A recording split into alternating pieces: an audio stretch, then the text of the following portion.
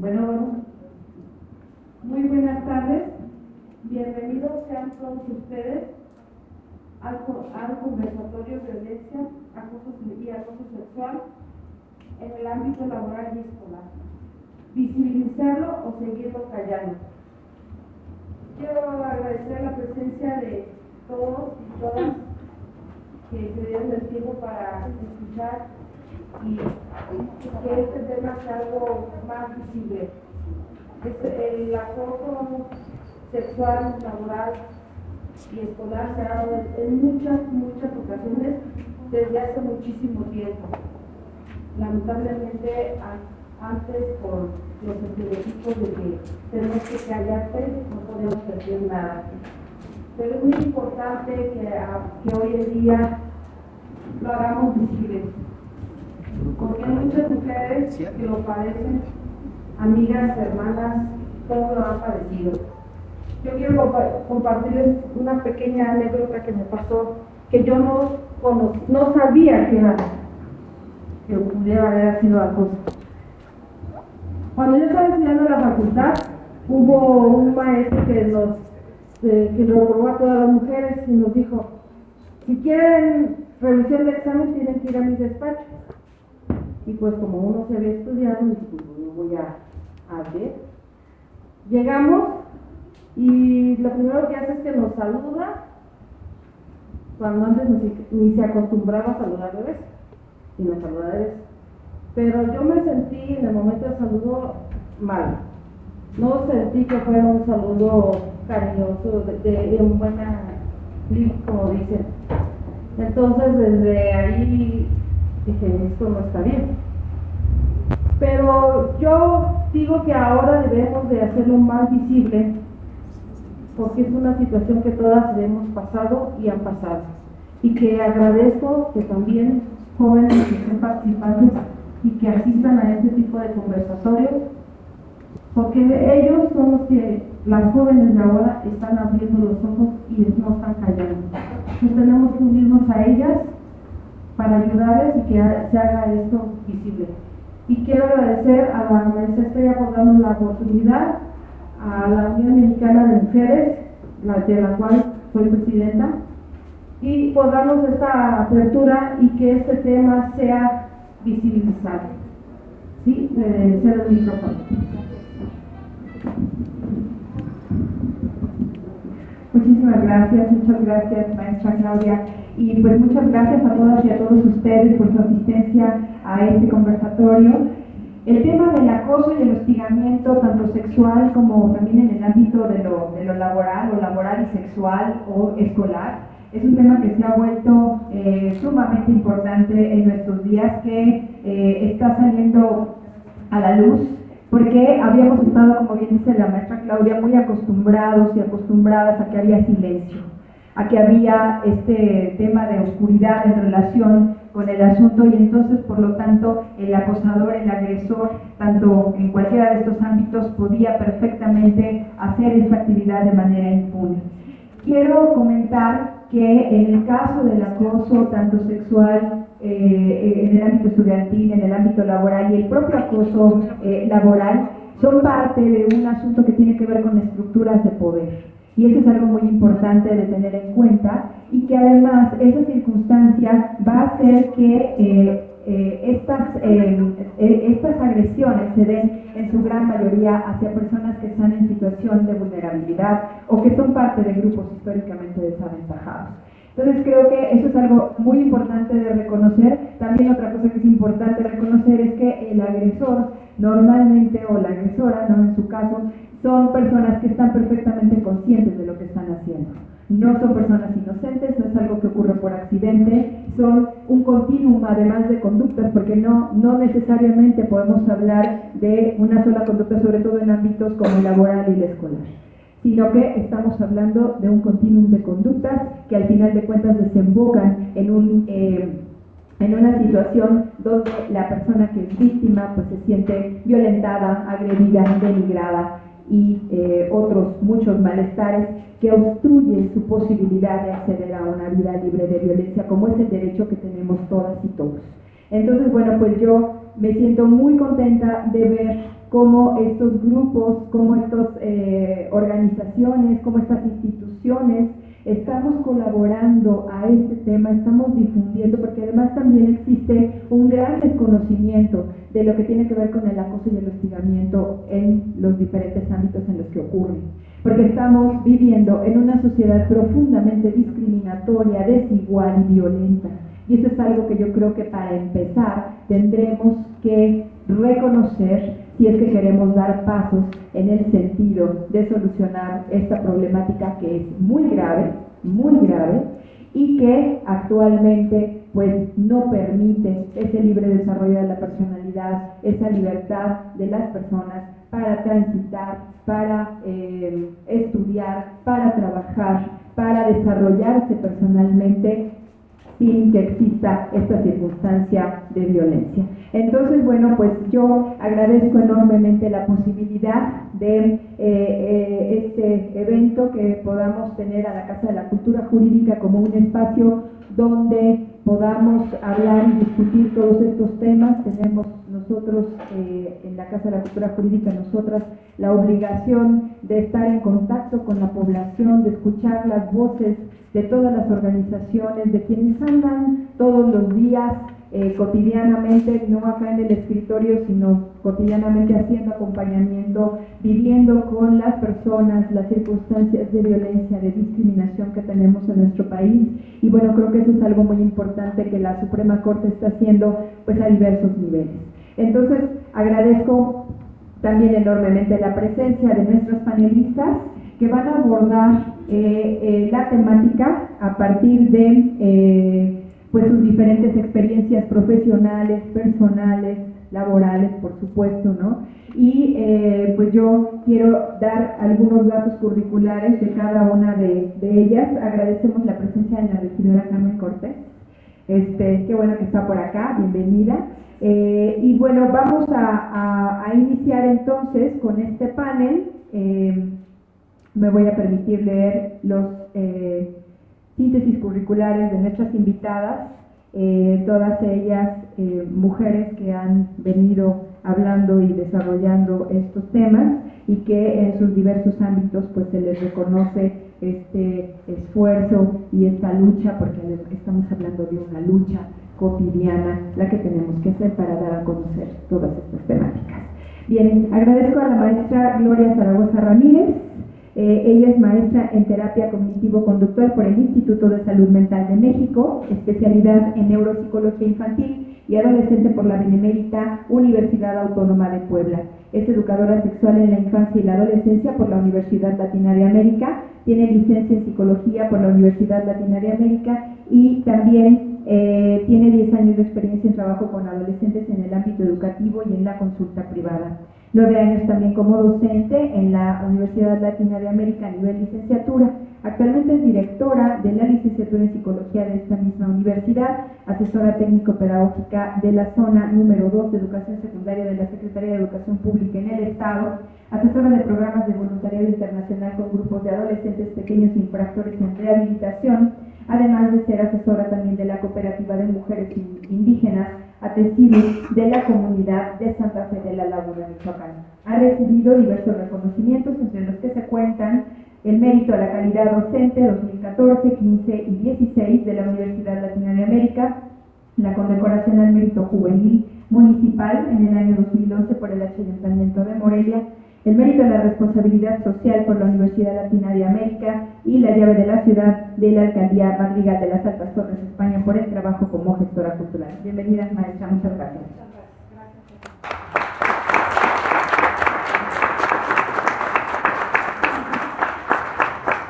Nos acompaña también la maestra Arauzi Siloe López Buéramo Martínez. Ella tiene maestría en Derecho por la Universidad Michoacana en la Terminal de Humanidades. También es licenciada en Derecho por la misma Universidad Michoacana, por la Facultad de Derecho y Ciencias Sociales. En cuanto a su desarrollo profesional, ella es maestra en la misma facultad, secretaria de Acuerdos en el área de conflictos colectivos en la Junta Local de Conciliación y Arbitraje del Estado de Michoacán. También ha sido parte del personal jurídico dentro de la Coordinación de Atención y Gestión de la Secretaría de la Mujer en el Estado. auxiliar particular de la titular de la Secretaría de la Mujer del Estado de Michoacán. Se ha desempeñado igualmente como auxiliar de apoyo en la Visitadora General de la Procuraduría General de Justicia del Estado de Michoacán. Entre sus logros personales, ella cuenta el ser ponente internacional en temas de derecho, igualdad de género y derechos humanos. Bienvenida.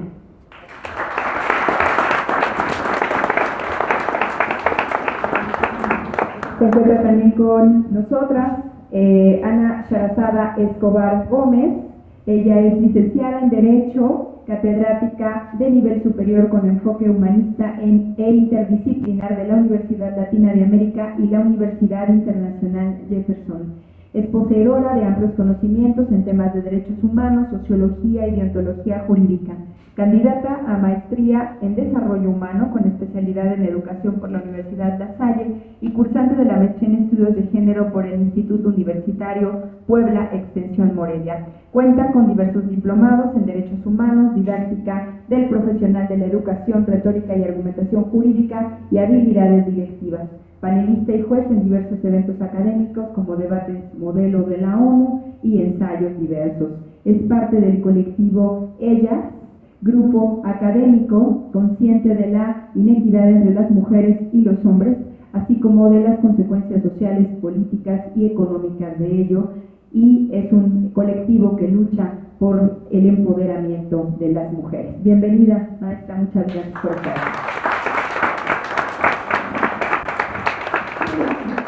Voy a ceder el uso de la voz al panel y comentando que tenemos 10 minutos, máximo 15 para el desarrollo de una primera ronda. Después también queremos escuchar las opiniones, los comentarios, las preguntas de quienes están acá asistiendo a este evento para que enriquezcamos entre todos este conversatorio y este tema de debate. Lo cedo, adelante por favor. Buenas tardes a todas y todos. Gracias por darse la oportunidad de estar aquí y el día de hoy escuchar y hablar sobre un tema sin duda importante.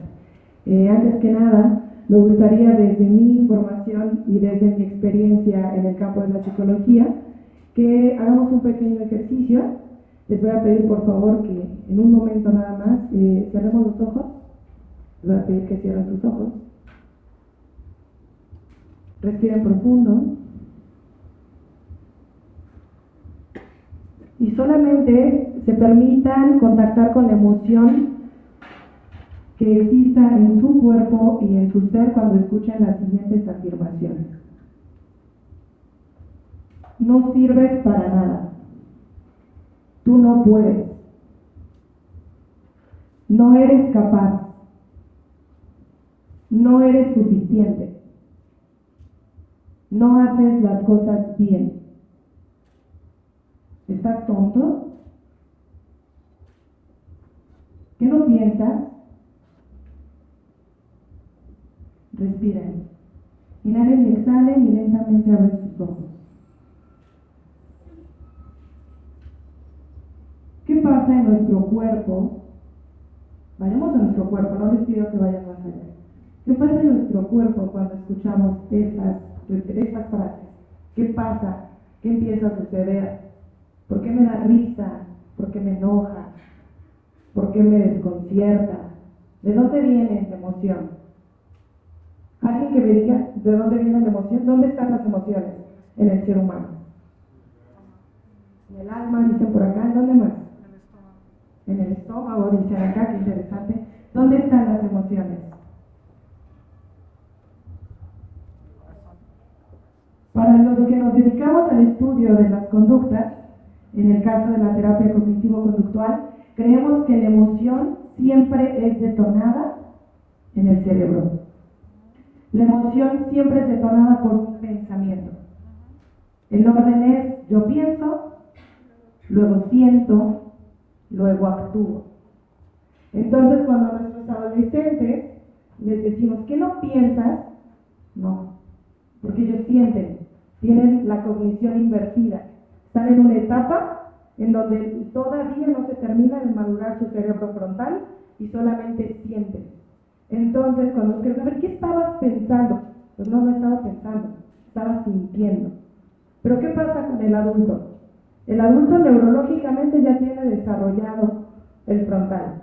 El adulto neurológicamente ya tiene desarrollado el autocontrol. Entonces, el adulto debería ser más racional que emotivo. Y entonces debería pensar y luego sentir. ¿Ok? Sin embargo, desde que somos pequeños, y aquí es donde quiero hablarles un poquito desde dónde abordo yo la violencia, que es desde la crianza. Para mí la crianza marca el estilo de violencia o no que ejercen nuestros futuros seres humanos.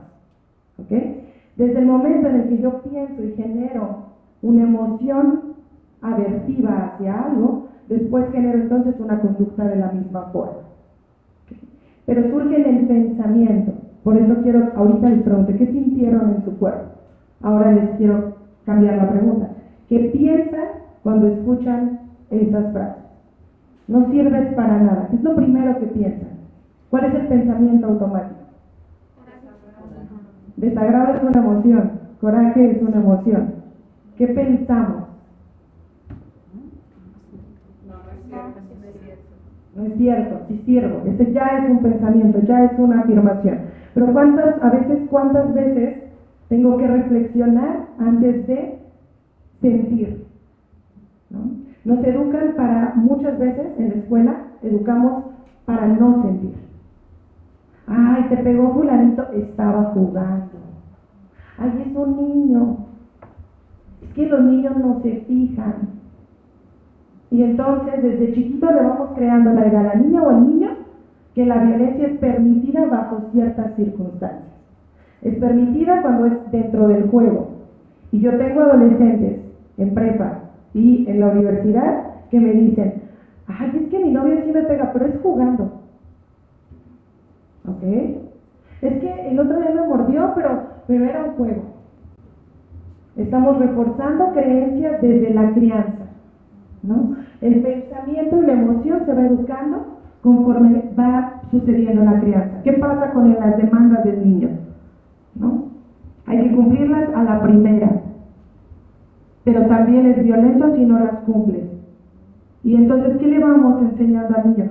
¿Sabes qué? Ahorita no puedo atenderte, pero si gritas, sí te atiendo. Entonces el niño va reforzando, ok, cuando alzo la voz, se me escucha.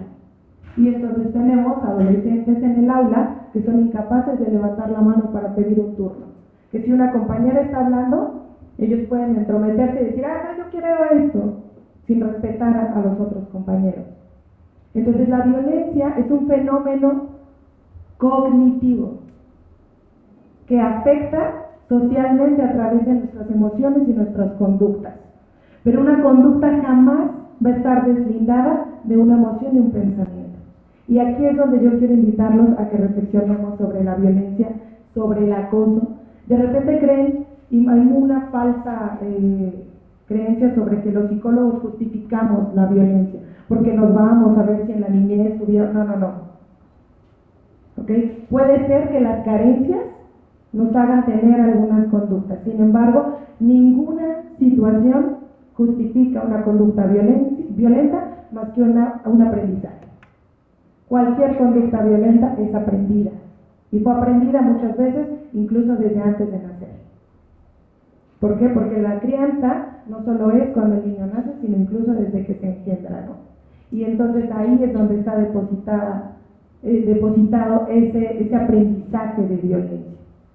Y si crece en una población, en un sistema, en psicología hablamos de sistema, un sistema familiar que sostiene la violencia como método de crianza, se refuerza, ¿no? ¿Qué pasa cuando? No, es que te pegué porque te amo. Ahorita no me entiendes, pero esa nalgada que te di es desde el amor. ¿Ok? ¿Qué le estoy reforzando a mi hija? ¿Qué pasa cuando llega y tiene un noviazgo violento y el novio le pega y entonces le dice, ay, pero es porque te amo? ¿No? Es que estoy al pendiente de ti porque me importas y me tienes que decir todo acerca de tu vida porque te quiero y porque soy tu madre. ¿Qué estamos reforzando? Y tenemos chicas entonces que en la universidad o en la preparatoria no encuentran y no diferencian conductas violentas y conductas de acoso. Les platico algo muy sencillo el día de hoy. El día de ayer llega una alumna y me dice, oye, Glo, fíjate que estoy saliendo con mi novio y bueno, llevamos ya un tiempo y me ama tanto y ay, es que creo que él es el perfecto, ahora sí él es el ideal. Y yo, a ver, mamá, espera, ¿no? Estás muy chiquita, mira, vamos a ver, cuéntame, ¿por qué crees que es el ideal? Es que se preocupa tanto por mí. Mira, además me deja ser yo, me da mis espacios. Ayer me dejó ir al cine con mis amigas. ¿Ok? Te dejó ir al cine con tus amigas. Sí, me dio chance de ir con mis amigas y él se esperó en casa a que yo llegara. Ah, ok, muy bien. ¿Y qué pasó? Cuéntame. Pues no, es que bien chistoso, porque fíjate, desde que salí y me subí al Uber, me empezó a mandar mensajes. ¿Cómo estás? Avísame cuando estés en el cine. ¿Ya estás en el cine? ¿Cuántas de tus amigas ponen? Ay, de seguro van a escoger una película horrible. Te la estuvieras pasando mejor conmigo. Mira, me mandó esta foto, pobrecito, y me enseña, ¿no? Y entonces él le mandó una foto acostado en la cama, diciéndole, mientras tú estás en el cine, yo aquí estoy solito. Y ella me dice, ay, ¿verdad que es hermoso? ¿Okay? ¿De dónde viene ese sentimiento? Cualquier persona me diría, ay, está enamorada. Deja que se desenamore. ¿El amor qué es? ¿Es una emoción? ¿Es un sentimiento? ¿Qué es el amor? Cuéntame. ¿Dónde se siente el amor? ¿Dónde está alterado de conciencia? ¿Dónde se siente el amor? ¿Dónde empieza el amor? Sí, fíjense, si yo les preguntara, habrá quien me pudiera decir en el alma, en el estómago, ¿no? Pero ¿qué creen? El amor también empieza en el cerebro. ¿Por qué? Porque es una construcción que yo hago, no solo de una persona, sino es una construcción la que yo tengo socialmente aprendida de lo que es el amor. Yo les aseguro que si yo me paro y les digo lo que para mí es el amor, seguramente no va a ser lo mismo que para nadie de ustedes. O a lo mejor con algunos dicen, ah, pues sí, ¿verdad? Pero esto es una construcción social, ¿no? Entonces, ¿qué pasa con la violencia? Es exactamente lo mismo. La violencia se aprende. La violencia, la construcción de la violencia es un pensamiento aprendido que se refuerza a través de los años. Eso que decían ahorita, ¿no? De los maestros. Eso pasa igual en las escuelas, ¿no? Es que no es violento que el maestro no me deje participar más de 2 veces.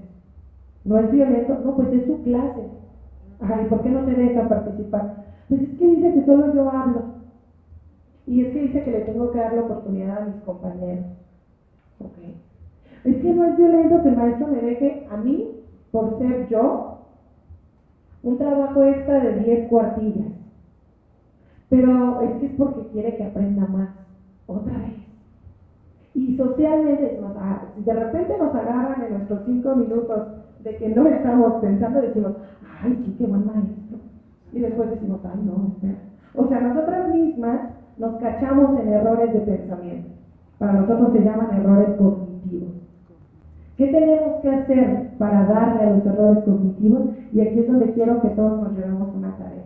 La próxima vez que ustedes vean una nota, un post, una conferencia, que escuchen una conferencia, que escuchen un programa en la radio, que vean una serie, la próxima vez traten de, antes de sentir, detectar el pensamiento.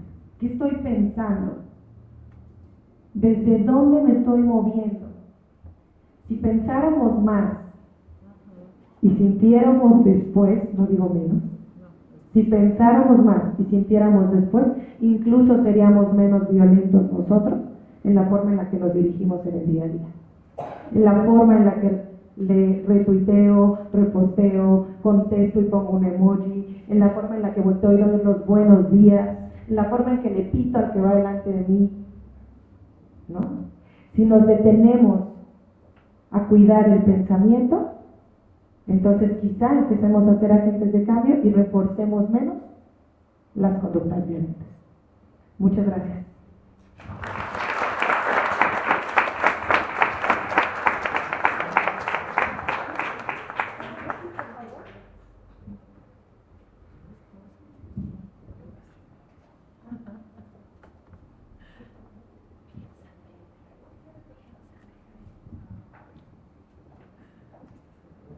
Déjenme poner el cronómetro. otro para no pasarme.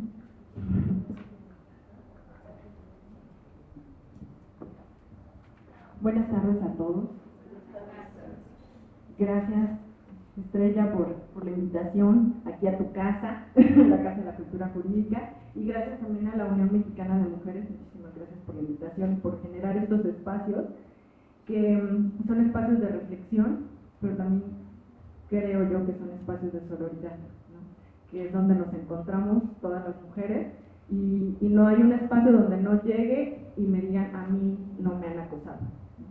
Es muy raro, yo no me he topado con ninguna, pero sé de algunas personas que comentan que no las han acosado, y entonces es más bien no han identificado que eso es un acoso, ¿no? Pero todas hemos pasado por ello, entonces por lo tanto el tema es sensible.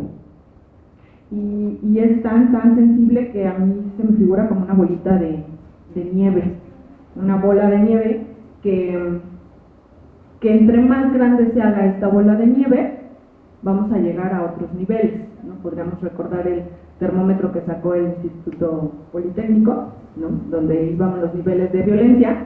Entonces comenzaba con poquito, con acoso, y podemos llegar a una violación, podemos llegar a una violencia feminicida, un feminicidio, ¿no?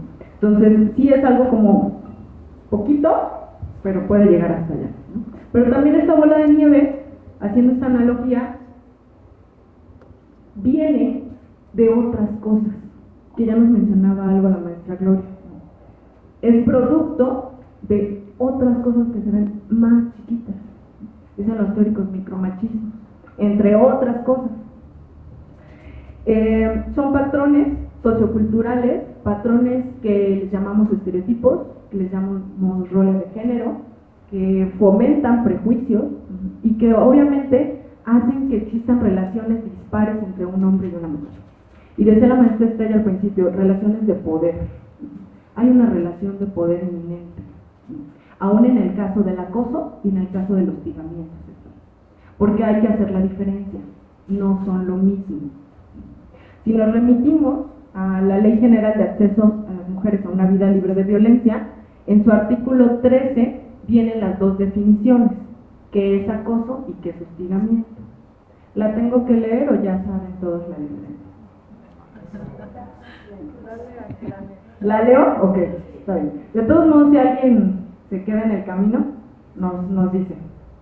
El hostigamiento sexual es el ejercicio de poder de una relación de subordinación real de la víctima frente al agresor en los ámbitos laboral y o escolar, y se puede expresar en conductas verbales, físicas o ambas, y están relacionadas con una sexualidad de connotación lasciva. ¿Qué es el acoso sexual? Es una forma de violencia en la que, si bien no existe la subordinación, hay un ejercicio abusivo de poder que conlleva un estado de indefensión y de riesgo para la víctima, independientemente de que se realice en uno o varios eventos. Entonces la ley nos dice, ¿cuál es la diferencia? La subordinación. Si es entre docente y alumno, no es acoso, es hostigamiento. Si es entre el patrón y el empleado o la empleada, es hostigamiento, no es acoso. Si es entre mis iguales, mis pares, es acoso. Si es en la calle con alguien que podríamos llamar igual que yo, sería acoso. En la mañana debatía la maestra Estrella en otra mesa que, aunque estemos allá afuera con esto aparente igualdad, hay una relación de poder entre el hombre y la mujer. Si nos gritan algo, mejor ni decimos nada, porque obviamente vamos a tener una agresión mucho mayor, ¿no? Entonces la relación de poder existe, y decía la maestra Estrella, y lo hacen porque pueden, porque saben que pueden hacerlo. Me da mucho gusto ver muchos hombres el día de hoy aquí, y entonces a lo mejor algunas pedradas les irán cayendo. Qué bueno, qué bueno, qué bueno. Entonces esa sería la diferencia entre un acoso y un hostigamiento. Quedan claras las relaciones de poder que nos decía Foucault, y esta parte de la bola de nieve. Me vuelvo a remitir a la analogía de la bola de nieve porque partimos de aquí para hablar de las causas y de las consecuencias. Y entonces podemos hablar, yo desde el ámbito académico, que me decía un magistrado que es el mejor ámbito porque aquí podemos decir lo que sea, tenemos el permiso de decir lo que realmente es y cómo son las cosas, porque no vamos de ningún color, aunque hoy sí vengo de un color específico, porque todo es político, pero desde este ámbito académico podemos hablar de cuáles son las causas. Y entonces decíamos ya que eran los patrones, que eran los estereotipos, que eran los prejuicios, que es el amor romántico, que son las canciones, que son todas estas ideas. Voy a hacer un paréntesis para contarles una anécdota que me sucedió hace algunos años. Mi hija estaba muy pequeña, y ahorita está aquí, ya no está tan pequeña, y me dijo que la molestaba un niño en la escuela. Eso fue hace muchos años y lo digo porque uno no nace sabiendo estas cosas. Dije, mi hija, es que le gustas. Y la niña de 4 años me dijo, eso que me estás diciendo no tiene sentido, ¿no? A mí me gustan los unicornios. Y si veo un unicornio, no voy a ir y le voy a ir a pegar. Una niña de 4 años me enseñó que esos son estereotipos y roles y prejuicios que vamos poniéndoles a nuestros hijos, ¿no? Y ya cuando llega uno a la universidad o a la prepa, pues nos toca a nosotros como maestros encontrarnos con eso. Y es bien difícil reeducar, muy complicado. Sin embargo, sí es posible. Justamente en sociología también hablamos de sistemas, y entonces el sistema está tan bien estructuralizado, que el primer agente socializador es la familia, que dice la maestra, ¿no? El segundo, por ahí nos andamos debatiendo con la iglesia, pero el tercero somos la escuela. Entonces a la escuela nos toca decir que no está bien, y es a la escuela que nos toca formar en ese sentido y educar con un ejemplo, ¿no? Entonces en nosotros cabe no reproducir esos patrones y no fomentar a que los demás los sigan reproduciendo. Entonces desde ahí podríamos hablar que hay que prevenir. ¿Cómo? No permitiendo que suceda, no riéndonos de esos chistes, no quedándonos callados cuando lo estamos observando, porque aparte es algo que todos sabemos que está sucediendo, todos lo vemos. La situación que decía la maestra, todos sabíamos a qué ibas al despacho del maestro, ¿no? Y entonces el maestro decía, ella sabía que venía, si no hubiera venido. Es que hay una relación de poder. Si yo no voy, repruebo. Entonces, efectivamente, entre el docente y el alumno sí hay una relación de poder. Podremos seguir hablando sobre la parte de naturalizar y desmontar el problema para no llegar al acoso, pero también me gustaría mencionar cuál sería la otra parte. Ya se cometió el acoso, ¿qué se va a hacer? Que era como parte de la pregunta detonadora de este conversatorio. ¿Y ahora qué hago? Hay 3 vías para denunciar de manera formal, que una es la vía administrativa, la otra es la vía laboral, la maestra nos platicará de ella, y la otra es la vía penal. El acoso es un delito y como tal tiene una sanción. El problema es, vamos a ir a denunciar, ¿no? Que esa es la invitación, vamos a denunciar. Una de las formas o de las vías administrativas es hacerlo dentro de la institución. Y aquí la pregunta surge, ¿las instituciones estamos preparadas para recibir estas denuncias? No contamos, la misma ley general nos dice, nos obliga al Estado decir, oye, todas las universidades públicas y privadas deberían de tener un protocolo. De públicas se cuentan mínimo una por entidad federativa, por lo cual tenemos 32 universidades públicas, de las cuales solo 4 mencionan el acoso en sus reglamentos. Y después la deficiencia de estos 4 protocolos, ni mejor ni hablamos, ¿verdad? Vemos en las noticias todos los problemas que tenemos en la Michoacana, en la UNAM, porque los protocolos no están bien hechos. Ok, ayer estaba revisando el protocolo de la UNAM y es un protocolo que sí no está tan mal hecho. Sí tiene muy buenas recomendaciones. Pero, ¿cuál es el problema? ¿Cómo lo vamos a implementar si no hay quien reciba la denuncia? O si quien nos recibe la denuncia nos va a decir, ¿y por qué no habías hecho antes nada? Tú algo has de haber hecho.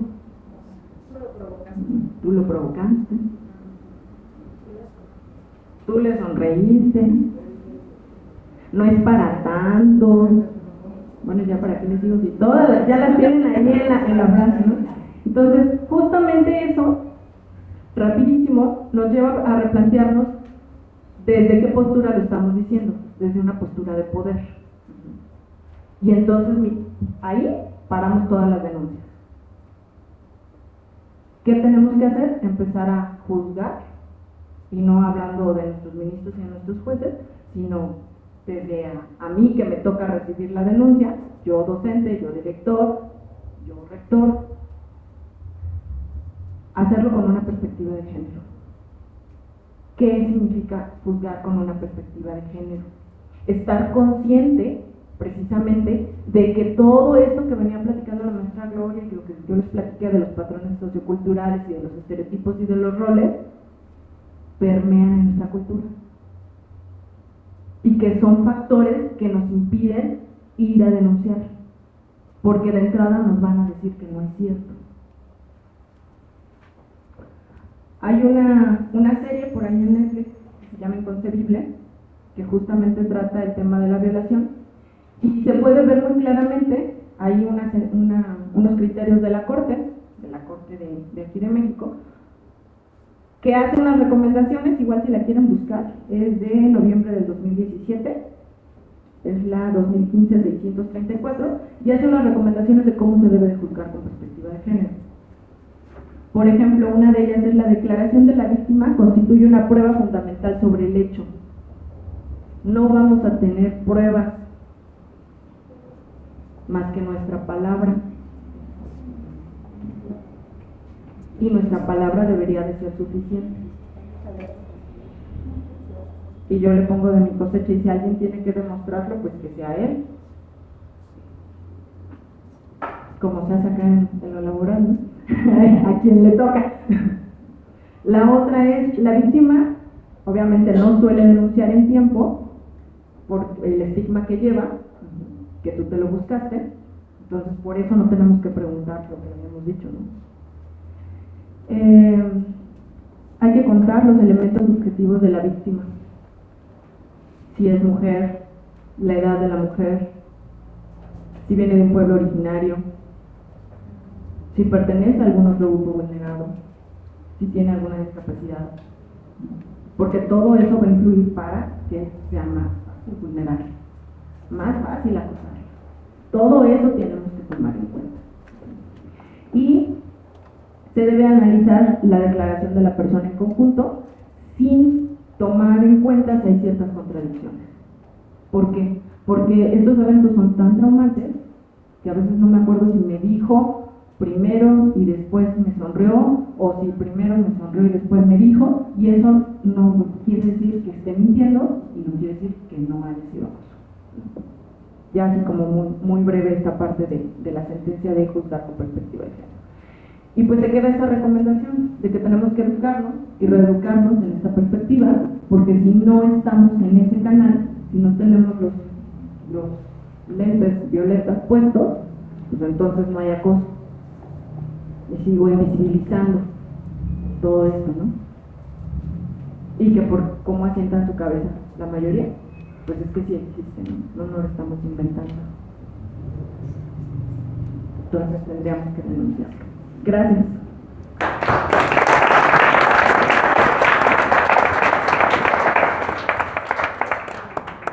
Buenas tardes. Antes que nada, muchas gracias a la Unión Mexicana de Mujeres por la invitación y a la Casa de la Cultura Jurídica por medio de la maestra Estrella. La verdad es que celebramos la Casa de la Cultura Jurídica, que nosotros la tenemos, hay que festejarla, hay que hacer uso de ella, hay que disfrutar cada plática que tenemos la oportunidad de asistir.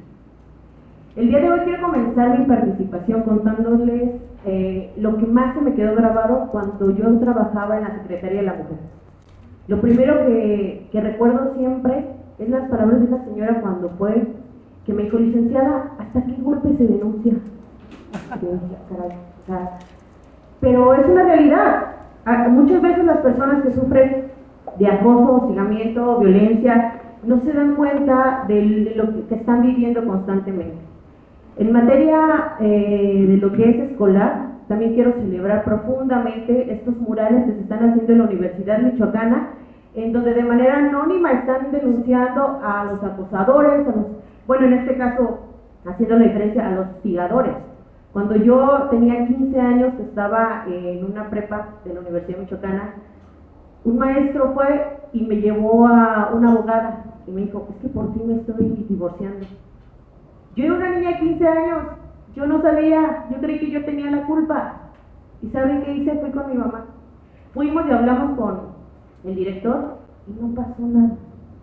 Entonces, de verdad que aplaudo mucho estos movimientos que están generándose, cómo México está caminando hacia el paro nacional, en donde se pretende, y ojo, no es un día inhábil, no. O sea, se pretende que se trabaje para que se valore a la mujer, ¿no? Que se valore el hecho de la persona que yo tengo a un lado.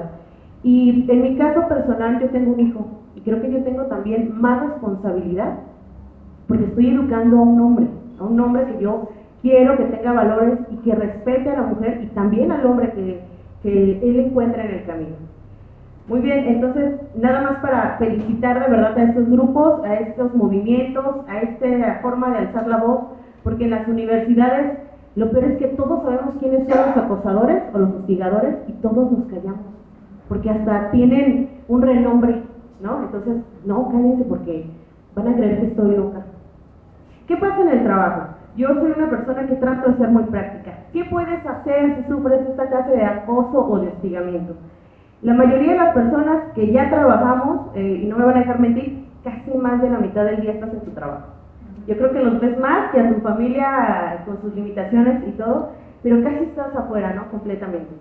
Este acoso que se da en materia laboral, también lo llaman como mobbing, es un sistema en el cual tratan de reprimir a una persona, ¿no? Empieza como una violencia psicológica, menospreciando a la persona, como bien decía la maestra, pues tú no sirves, esto está mal, y entonces es más fácil tomar a un ser vulnerable a una mujer empoderada que sabe que eso es falso y que puede realizar alguna situación.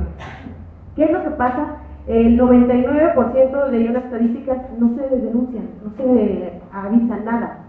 Hay varios procesos que tú puedes seguir, pero en materia laboral quiero ser muy específica porque incluye multas hasta para las patronales y las universidades son patronales. Si ellas permiten el acoso o el hostigamiento, también las pueden multar. Y eso es lo que no estamos viendo, ¿verdad? Lo estamos perdiendo un poco de foco. ¿Qué pasa si yo soy víctima o puedo ser víctima de un acoso o de un hostigamiento? Yo lo primero que les digo es no renuncies, porque cuando una persona se siente acosada, ¿qué es lo primero que dice? Voy a renunciar, y mi familia, ¿qué voy a hacer? ¿No? Y uno aguanta muchas humillaciones por necesidad, porque al final de cuentas, si todos trabajamos mucho o poco, pues también, aparte de sentirse útil, porque el ser humano necesitamos sentirnos útil, es por necesidad, ¿no? Entonces, no renuncies.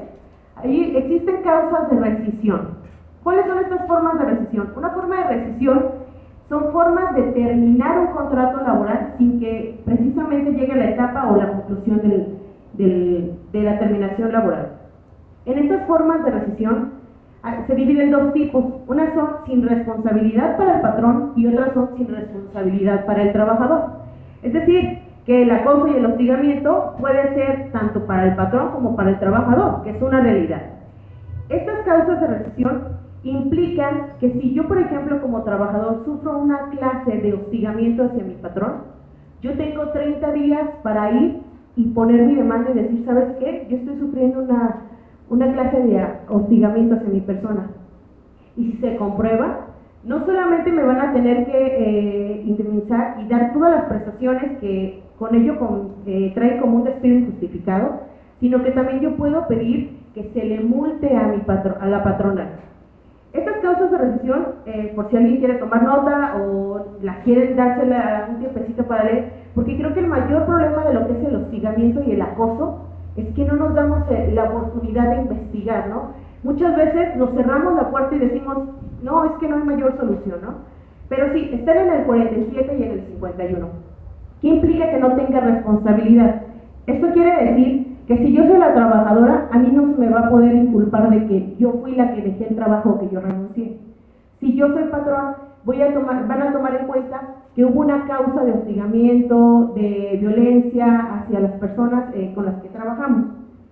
Muy bien, en este mismo tenor, la Ley Federal del Trabajo reconoce lo que es el acoso y el hostigamiento también y pone una multa a los patrones que se les encuentre que a su vez han sido cómplices o toleraron este hostigamiento o este acoso. Es algo que casi no se ve en la práctica, pero de verdad que todos, y hay varios abogados aquí litigantes que puedo observar, y laboralistas, todos deberíamos de aplicarlo. ¿Por qué? Porque también si la patronal está permitiendo esta clase de situaciones, ellos también son responsables. Y ojo, no solamente son responsables los patrones, eso es económicamente y de lo que se pueden ser sancionables. Nosotros, muchas veces nosotros nos damos cuenta de lo que está pasando con la persona que está a nuestro lado. Y voy a hablar un poco del ambiente laboral. A veces sabemos que es el momento de que todos contra ella.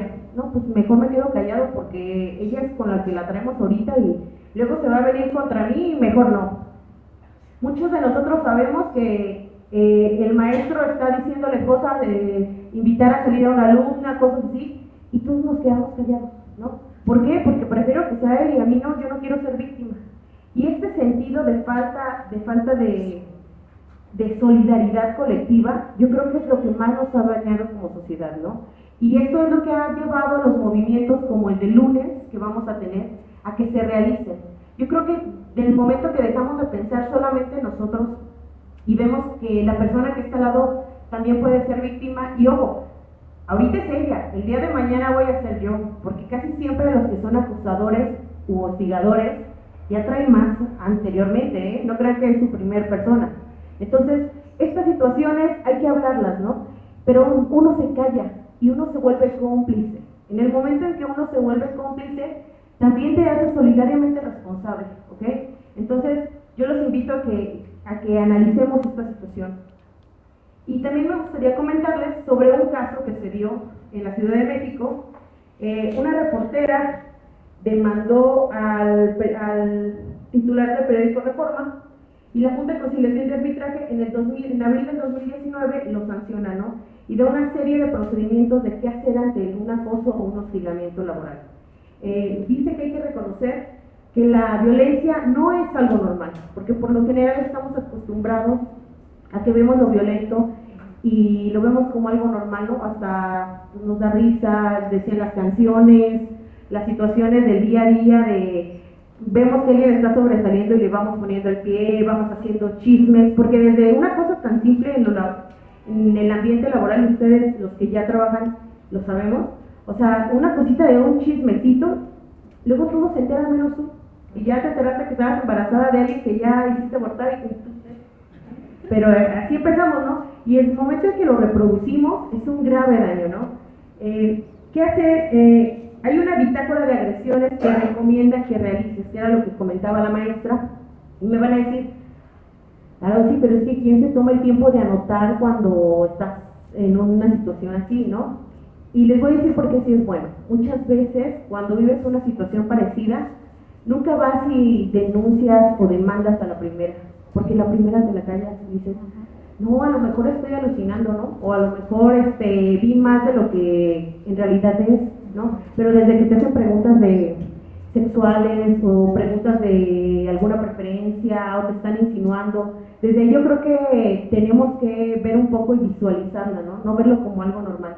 Y esta bitácora de agresiones La recomiendan para que tú lleves un registro de cómo es, qué fue lo que pasó, y también te recomiendan que lleves testigos. Y esto es una cosa que en la práctica es muy difícil. Les voy a decir por qué.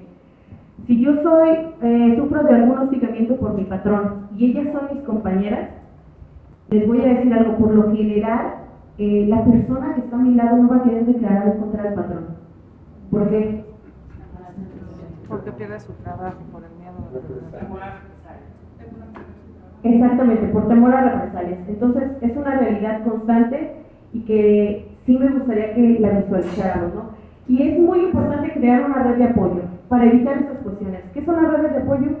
Por lo general, el acosador o el hostigador lo que pretende es aislarte. Lo que pretende es que tú te sientas solo, sola, vulnerable y decir, pues ¿sabes qué? Es que tu única opción es aquí conmigo. Y si no es así, pues tú no vas a ascender. O si no es así, vas a perder tu trabajo. Y como comenzaba diciéndoles, nosotros nos aguantamos muchas situaciones por necesidad, pero no te la debes de aguantar. Yo les decía, no renuncies. Obviamente si tú renuncias van a traer otro tipo de prestaciones económicas, pero mejor va, demanda, y también que la patronal se entere, ¿no?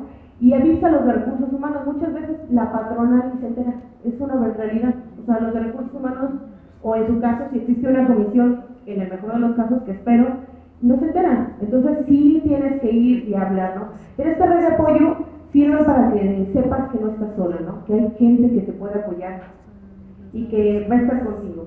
Nada más para finalizar, los invito a leer, si alguien tiene, por ejemplo, quiere investigar un poquito más sobre el tema, porque es un tema muy interesante. La Secretaría de Trabajo y Previsión Social lanzó un protocolo de actuación frente a casos de violencia laboral, hostigamientos y acoso sexual dirigido a las empresas de la República Mexicana.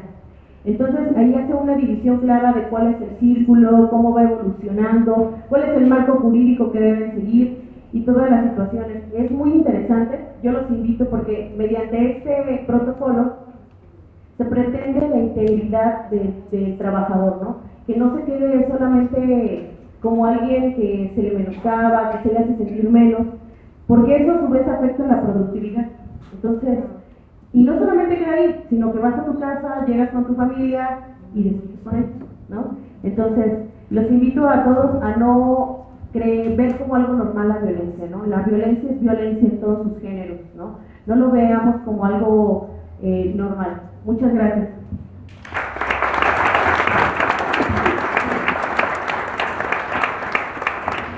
Muchísimas gracias. Terminamos esta primera ronda y bueno, me gustaría también, o nos gustaría mucho escuchar algo que quieran comentar, alguna pregunta, aprovechando que tenemos tres excelentes especialistas para que comentemos, para que sigamos hablando de estos temas ya que está puesto sobre la mesa. Adelante, por favor. Hola, muchas gracias por el conversatorio. Soy David Leiva. Primero un comentario y luego la pregunta. Respecto al comentario, ya lo comentaron, hay varias vías para reaccionar ante un acoso o un hostigamiento. Las legales, como dijeron, de la administrativa, la penal, la laboral, pero ahora vemos, y creo que esa inclusive hasta es más eficaz, es la social, la presión social, que también lo comentaron, lo vimos por ejemplo hablando del acoso, hostigamiento en escuelas, en los tendederos. Si hablamos de este tipo de situaciones en las escuelas, las autoridades en lo común no tienen problemas. Y eso implica que si actúan frente a un maestro, es meterse con el sindicato, es meterse con la junta local, en este caso, cuando hay una demanda y demás, y lo quieren mejor por lo corto, no meterse en ese tipo de problemas. Sin embargo, y lo hemos visto en noticias y en otros estados en donde están tomadas instituciones, es de esa forma, de la vía social, en la que destituyen a algunos maestros. Para finalizar con mi comentario, me gustaría escuchar algo que en la práctica, en los primeros momentos de un acoso, un hostigamiento, ¿qué se puede hacer? Es decir, yo pienso que sería una reacción rápida es comunicarlo. Sé que muchas veces es temor, ¿no? Si un maestro o una maestra tiene una actitud inapropiada, pues no creo que con el hecho que digas eso no me gustó, hay algún problema, o bueno, tal vez podría ser un problema, pero creo que también esa forma de comunicarlo es iniciar repeler ese acoso o hostigamiento. Creo que como siguientes pasos, después de tener una reacción instantánea, sería informarte. Porque también, curiosamente, en la política gubernamental lo que tratan es, como dice el dicho, de que ahogar el niño, tapar el pozo. La institución, la política gubernamental, especialmente de cómo tapamos el pozo. Me explico. Lo que se ataca es en sí la consecuencia, que es el acoso, cuando ya se da, pero hay pocas políticas respecto a cómo prevenirlas. Y si hablamos de un panel académico, y esa es la pregunta, ¿qué podemos hacer? No como una reacción a la consecuencia, sino qué podemos hacer frente para evitar el acoso. Creo que lo primero académicamente que podemos decir es cursos. Y es algo sano, ¿no? O algunas otras actividades. En psicología sabemos que hay muchas actividades lúdicas al respecto que ayudan para esto de la cosa, ¿no? Entonces, esa es mi pregunta. ¿Qué podemos hacer? No hablemos ya de leyes y todo, porque otra vez a veces es como la política gubernamental de a la población la callamos, hay feminicidio, que claro que es una forma, ¿no? Pero otra vez es a la consecuencia, no a cómo la prevenimos. Entonces esa es la pregunta, ¿qué podemos hacer para prevenirlo y que sea de una forma eficaz? Gracias. Muchas gracias por tu participación. Bueno, yo aquí quiero comentar dos cosas. Primero que nada, tenemos que ser muy abiertos a las distintas formas en las que muchas veces se manifiesta el acoso o el hostigamiento antes de decirlo. Y esto tiene que ver con otra cuestión que es visibilizar y de verdad no juzgar ni etiquetar muchas veces los síntomas psicológicos o mentales. En la cuestión escolar, por ejemplo, muchas veces empieza manifestándose con crisis de ansiedad en nuestras alumnas. Crisis de ansiedad que justo dan en la clase donde está el acosador. Acosador puede ser maestro, compañero o alguna persona que le está causando algún daño. Entonces puede empezar con crisis de ansiedad, puede empezar con somatizaciones, enfermedades, dolor de estómago, migrañas. El cuerpo, decía un gran psicólogo, que todo lo que no se expresa con palabras, se expresa con el cuerpo. Entonces, tarde o temprano, esa incomodidad, ese malestar, ese dolor, se va a manifestar a través de algo, en mi personalidad, en mi estructura. Puede ser dejando de comer, pero también puede ser empezando a comer en episodios ansiosos. Puede ser dejando de dormir o durmiendo horas seguidas y tratando de evadir una realidad a la que tengo que enfrentar. Puede ser a través de consumo de sustancias, en el caso de nuestros adolescentes y jóvenes, ¿no? Prefiero estar alcoholizado o prefiero estar drogado para entonces no sentir lo que está pasando, para no contactar. Y ahí quisiera yo responder, ¿qué podemos hacer no solo como académicos, que bien hablábamos, cuando llegan los chicos a la escuela ya tuvieron un primer o un segundo contacto de socialización? ¿Qué podemos hacer? A trabajar en la psicoeducación. Yo sí quiero invitarlos de verdad a esto, a fomentar que nuestros chicos, nuestros jóvenes, nuestros pares aprendan a identificar lo que están sintiendo. Nos cuesta muchísimo trabajo siquiera nombrar lo que siento. Con más razón, denunciar algo que está pasando. Hay veces que tú le preguntas y es la respuesta, ¿no? A un joven, ¿cómo estás? No sé. ¿Pero cómo te sientes? Pues así. ¿Pero cómo es así? Pues así, ¿no? Ya sabes. No sé, a ver, cuéntame. Oye, ¿cómo te fue hoy en la escuela? X. ¿Y cómo es X? Ay, pues X. Pues así, X. ¿No? Oh, ay, ¿qué onda? ¿Cómo te fue en la fiesta? Chido. ¿Y qué onda? ¿Qué pasó? ¿A quién le...? Pues estuvo chido. O sea, de repente quedarnos con esas palabras y no fomentar la expresión de la emoción y la sensación eso nos limita a la hora de la denuncia. Entonces muchas veces, incluso cuando el chico o la chica presenta ya la crisis emocional, ni siquiera puede detectar por qué. Es que no sé qué me pasa, es que no sé por qué estoy así. Agrégale, si en lugar de dejar que esta emoción y que esto fluya y lo exprese, lo detenemos, ¿no? ¡Ay! Uy, pues mejor dime, no me hables, mejor enciérrate, mejor no comas conmigo si vas a estar con esa jeta. ¿A qué responde esa jeta? ¿A qué responde ese silencio? ¿A qué responde el ash? ¿A qué responde cada una de las conductas? ¿A qué responde? Ay, es que fulanita, ¿no se han fijado que de un mes para acá? Ay, y luego nosotras mismas nuestros comentarios, como que le hace falta algo porque viene muy de malo. ¿Sí te escuchas? ¿Sí te escuchas lo que está pasando? Okay. ¿Y qué le hace falta? ¿Qué estás suponiendo? ¿Por qué no te acercas? ¿No? O sea, debemos fomentar la psicoeducación y la expresión emocional. A medida, de verdad, hoy la tendencia, y quiero comentarles, los grandes congresos de educación en el mundo y en México no están hablando de estrategias de aprendizaje, no están hablando de cómo transmitir conocimiento, están hablando de inteligencia emocional, contención, expresión, psicoeducación. Esa es la tendencia.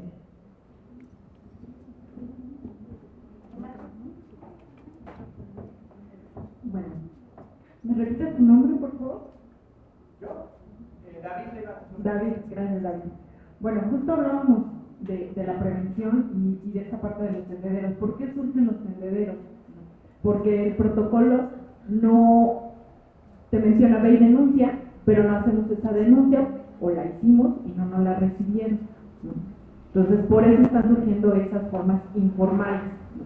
Pero sí creo que es una forma cuando ya llegas al hartazgo y no te han hecho caso por la vía formal, ¿no?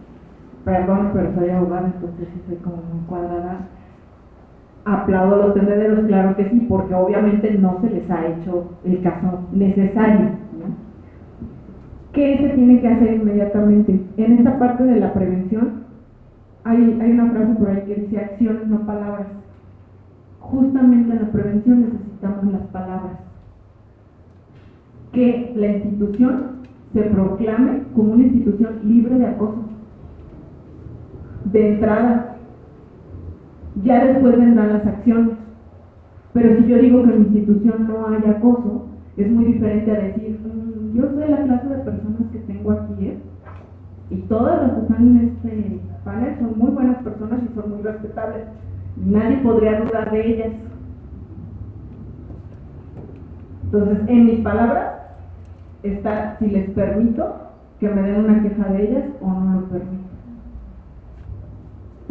Y qué padre que una institución sea la primera en pronunciarse y que entonces conviertan esto negativo que tú decías, es que la institución no quiere que entren las denuncias porque pues van a decir que aquí tengo acosadores o me voy a llevar un pleito aquí a la junta, entonces mejor no denuncies y te aplaca, ¿no?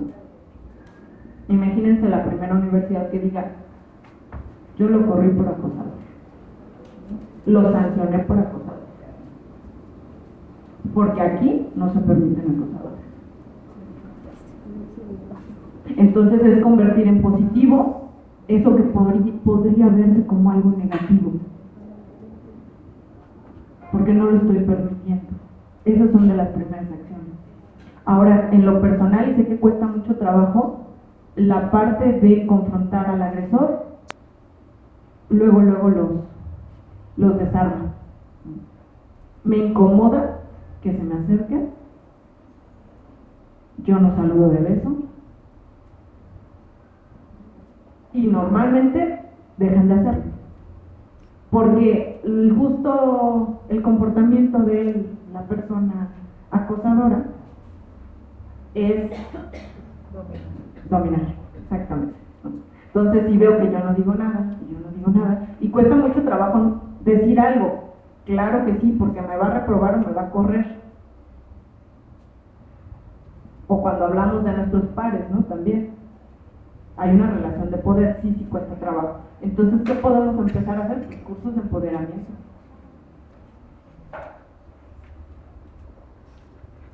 Esa sería como mi respuesta. ¿Alguna otra persona que quiera comentar? No vi el orden. A ver, empezamos allá atrás. Perdón. Hola, buenas noches. Mi nombre es María Fernanda Pintor y a mí me gustaría que se profundizara un poco más el tema del acompañamiento a la víctima. Porque, por ejemplo, hemos visto que las noticias sacan las notas rojas y son muy insensibles para la sociedad. Y entiendo también el punto que es hacer como, pues, concientizar, ¿no?, a las personas, bueno, yo justificando eso, ¿no? Pero vemos que revelan incluso nombres de víctimas en la parte legal cuando son menores de edad, pues no se debería hacer eso y lo hacen, o que sacan fotografías de las personas y pues para mí se me hace un tema muy insensible, pero aún más cuando están dentro, hablando de la parte legal que se hace la denuncia, sabemos que pues desde el momento en que se arma la carpeta de investigación es un tema muy desgastante porque es muy tardado, ¿no? Lo que recauda tus pruebas y todo eso. Entonces para la víctima es un proceso sumamente desgastante que pues la verdad a mí me gustaría saber cómo ustedes que son más expertos en el tema, qué sugieren o qué se podría hacer respecto a esa parte para sensibilizarnos un poco más sobre el acompañamiento a la víctima.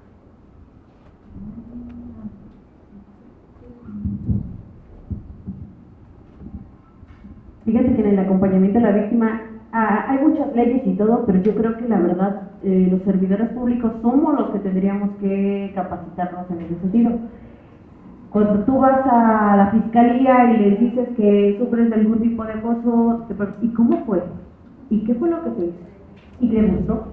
O sea, entonces es increíble cómo te vuelves otra vez víctima y estás sufriendo ahí otra vez de acoso, o sea, y lo vuelves a revivir el momento y lo que menos quieres es tú someterte a estas cuestiones, ¿no?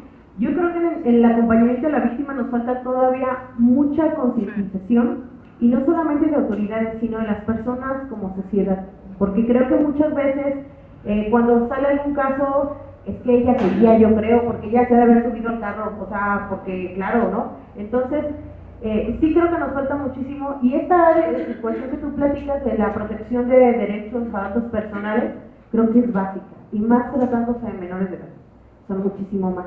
Pero ahí nos enfrentamos ante otra situación, ¿no? Las redes sociales. Luego en redes sociales uno se siente más inteligente que cualquier filósofo, o sea, tú publicas algo y hasta llegamos a compartir cosas que a lo mejor no nos cercioramos si es cierto o no, y ya luego te tocan andar quitándolas, pero es una realidad, ¿no? Entonces, hay veces que los periodistas por sacar la nota no protegen a estas personas, ¿no? Yo creo que lejos de ocupar más leyes, porque sí estoy un poquito en contra de que para todo quieren sacar ley, para todo completamente no, sale algún tipo específico y quieren sacar ley, ¿no? Entonces yo creo que más bien habría que ser más conscientes los servidores públicos y nosotros como sociedad, ¿no? Y también hacer un buen uso de estas redes sociales, ¿no? Si vemos que está, por ejemplo, evidenciándose la cara del menor o cuestiones así, pues nosotros también como ser un poco responsables y no compartir esa nota, ¿no? O buscar alguna otra donde se proteja estos datos personales. Bueno, nada más agregar aquí el acompañamiento, y esto es la premisa de los primeros auxilios psicológicos para cualquier víctima.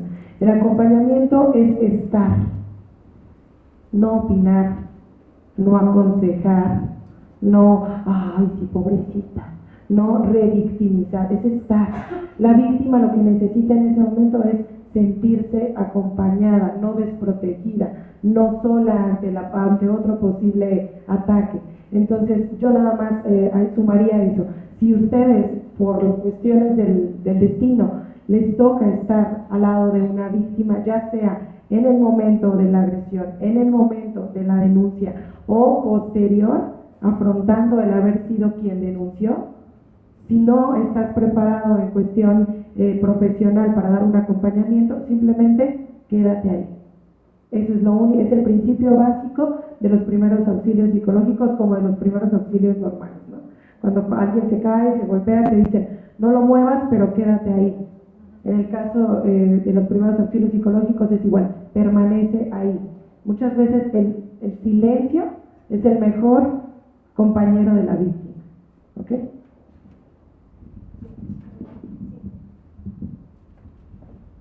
Gracias, Fernando, por tu pregunta. Justo en la mañana estábamos platicando de un caso que había llevado 3 años y medio resolverse, ¿no?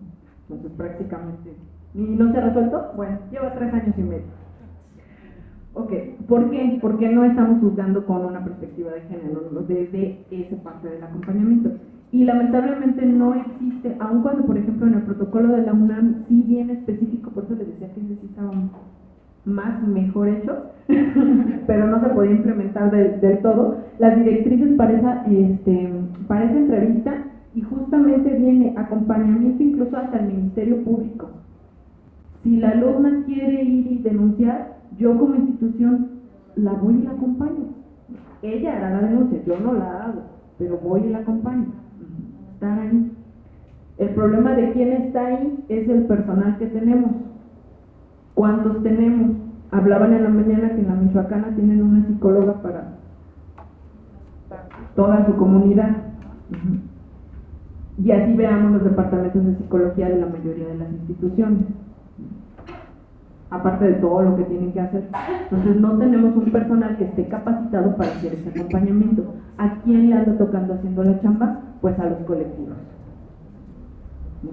Los colectivos, las asociaciones son las que están impulsando y haciendo ese acompañamiento, porque sí, el proceso es desgastante, muy desgastante, porque regreso no estamos con esa perspectiva. Sí, bueno, hablan también de la escuela, del acoso y el tratamiento en la escuela, pero en el ámbito de las mujeres trabajadoras que trabajan en la iniciativa privada o que trabajan en la administración pública, porque también sabemos y es muy visto y nos hemos dado cuenta que en este tipo de instituciones, de empresas, hay acoso. Muchas no quieren denunciar, muchas no quieren hacer algo por el temor de perder el trabajo. Entonces, si en las instituciones de gobierno federal, estatal, de que sea de gobierno, no hay algún protocolo, pues ahí también se les puede apoyar, auxiliar a ellas, porque van al Ministerio Público y pues, lo sabemos, y por qué, y qué esto, y qué el otro, entonces las revictimizan. Entonces, hablan con su superior, con su jefe inmediato, por decirlo, y también le vuelven a revictimizar. Entonces, ¿ahí qué se podría hacer? O ¿cómo se les podría acompañar a esas mujeres? ¿Cómo se les podría ayudar? Porque sí es algo desgastante y muy terrible para ellas, porque están repitiendo lo mismo, y que pues, ya son señaladas por sus compañeros de trabajo. Mira, están haciendo esto, y mira, y que cómo se atreve, que por qué, que muchas cosas. Ahí cómo le podríamos hacer.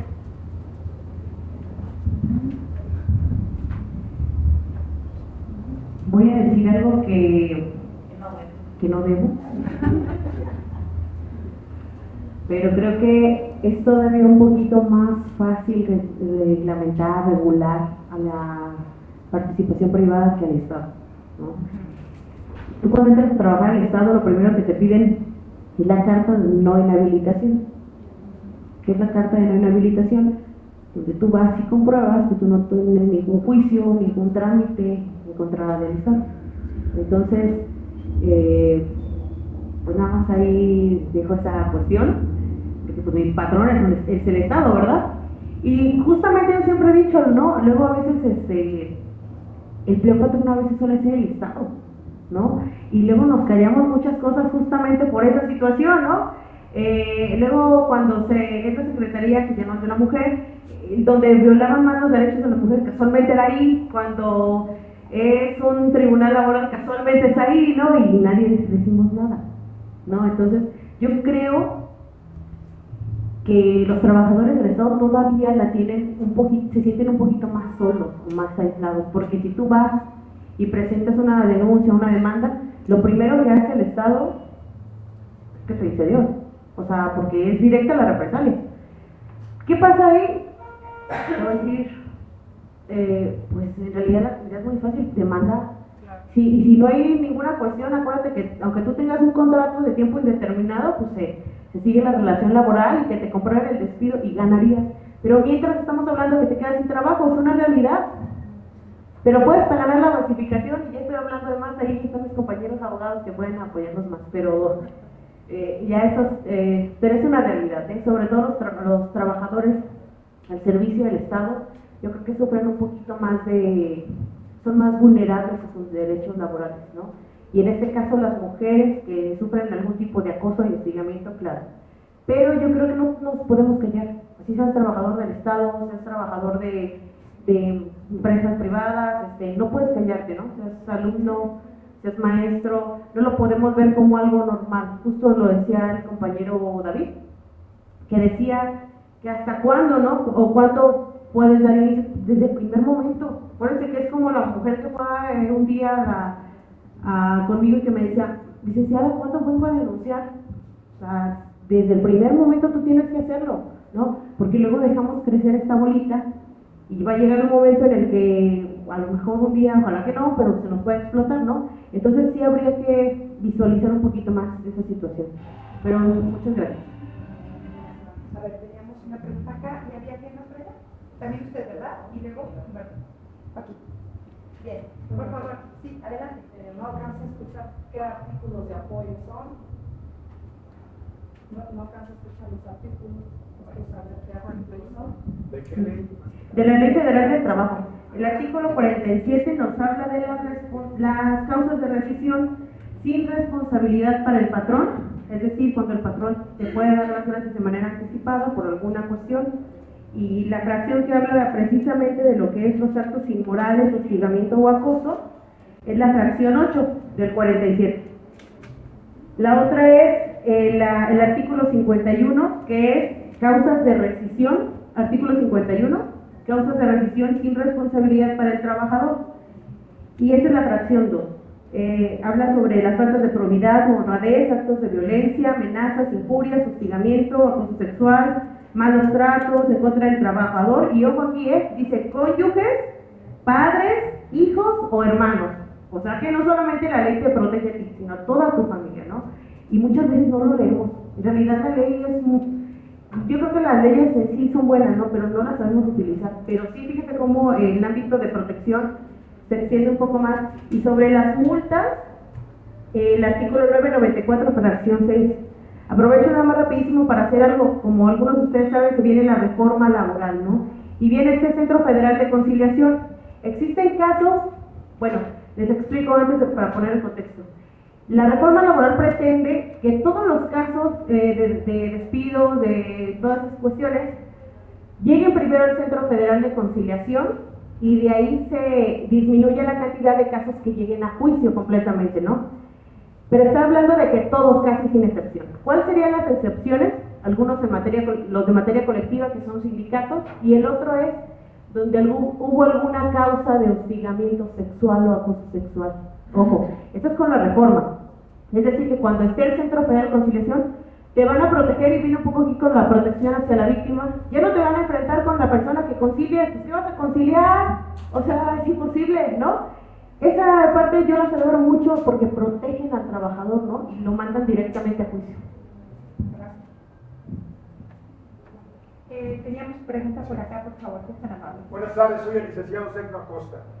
Felicito al panel, a ustedes como mujeres, y me parece muy correcto, más que nada, lo que están comentando.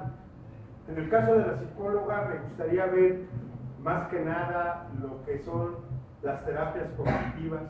Me interesó, y yo creo que es lo que tenemos que ver para que hombre y mujer ni sea más ni sea menos, sino seamos más que nada que la digeren. Esto no lo tenemos que ver en la escuela, porque en la escuela nos van a enseñar, no a educar. Y es una mala apreciación de quien dice, es que ya te educan. No, te educan en la casa. Y más que nada, esas conductas cognitivas, que son pensamiento-conducta, deberían de implementarse más. Y no es porque el hombre sea más machista, o sea, lo que pasa es que desde la casa, usos y costumbres, al hombre lo han dado y el empoderamiento machista, y a la mujer siempre la han hecho mal. Desde vete a las tortillas, vete a los mandados, y el niño no hace nada, porque es el hombre. y prácticamente vivimos con esos estereotipos. Entonces yo creo que es necesario que se implemente más. Me gustó mucho el término, estas prácticas cognitivas que realmente vengan del pensamiento a la conducta, y así se evitaría todo lo que está pasando, feminicidios, acoso, y hostigamiento y todo. Segundo, para la licenciada. Licenciada, usted me está dando más que nada esto que he pensado, que realmente todas las situaciones de impunidad se dan precisamente porque es un círculo vicioso. Y lo acaba de decir bien claro. Los que estén en gobierno la tienen muy difícil, porque realmente denunciar es echarse a un sistema enfermo. Y por eso mismo, pues de nada sirven los protocolos, de nada sirve que vayamos a denunciar al patrón, si al final de cuentas es un círculo vicioso. Las personas tienen que usar los tendederos, las redes sociales, para decir prácticamente quién fue el lechón, y aún así los círculos de poder se protegen entre ellos. Y como se protegen entre ellos porque también tienen mentes enfermas, simplemente protegen al otro y el otro, y así estamos, lo que acaba de decir, que no pasa nada, que tengamos que tener cuidado, que obviamente sí la tenemos muy delicada, el hecho de aventarnos contra un gobierno porque nos imposibilita a volver a tener un trabajo, o que vamos recomendados, o que simplemente estamos con un Sansón llamado gobierno. Entonces yo creo que protocolos ahí no funcionan. En el caso de la licenciada, me gustó el asunto de juzgar con perspectiva de género. Eso es bien importante, porque es el dicho de una mujer.